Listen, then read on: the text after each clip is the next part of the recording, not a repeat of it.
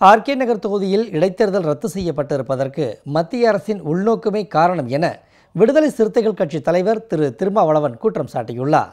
இதேபோல் இந்திய கம்யூனிஸ்ட் உள்ளிட்ட மற்ற கட்சிகளும் தேர்தல் ஆணையத்தின் நடவடிக்கைக்கு கடும் கண்டனம் தெரிவித்துள்ளன. தேர்தல் நடைபெறும் காலத்தில் திடீரென்று வருமான வரித்துறையினர் சோதனை என்னும் பெயரால் ஆளும் கட்சியினருக்கும் ஆளும் கட்சியினரின் ஆதரவாளர்களுக்கும் நெருக்கடியை ஏற்படுத்தியிருக்கிறது. வருமான வரி சோதனை நடத்தக்கூடாது என்று நாம் சொல்ல முடியாது, அது அவர்களது சட்டப்பூர்வமான கடமை. ஆனால் அவர்கள் இந்த சோதனையை நடத்திய காலம், இதர சூழல்கள் முழுக்க அரசியல் உள்நோக்கம் கொண்டது என்பதை ஒரு பச்சிளம் குழந்தை கூட சொல்லும். அந்த அளவுக்கு அரசியல் உள்நோக்கம் கொண்ட ஒரு நடவடிக்கையாக இது அமைந்திருக்கிறது. ஆகவே இது வரவேற்கக்கூடிய ஒரு நடவடிக்கையாக இல்லை.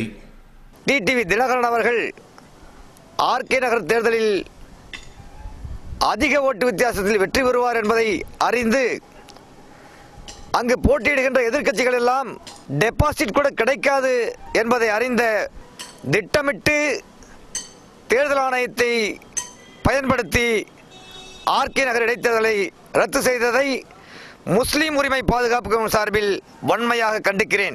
தமிழகத்தில் மற்ற இதர பகுதிகளிலும் கடந்த 2 நாட்கள் முன்பு நடைபெற்ற வருமான வரி சோதனைகள் இன்வெஸ்டிகேஷன்கள் செக்ஷன் 133 இன்கம் டாக்ஸ் ஆக்ட் படியும் குற்றவியல் நடைமுறை சட்டம் சிஆர்பிசி செக்ஷன் 100 படியும் நடைபெறவில்லை. அது அரசியல் அமைப்பு சட்டத்திற்கு எதிரானது. அரசியல் காழ்ப்புணர்ச்சியுடன் நடத்தப்பட்ட இன்வெஸ்டிகேஷன் தான் அவை. அந்த இன்வெஸ்டிகேஷனில் எந்த விதமான ஆவணங்களும் தேர்தல் சம்பந்தமாக கைப்பற்றப்படவில்லை.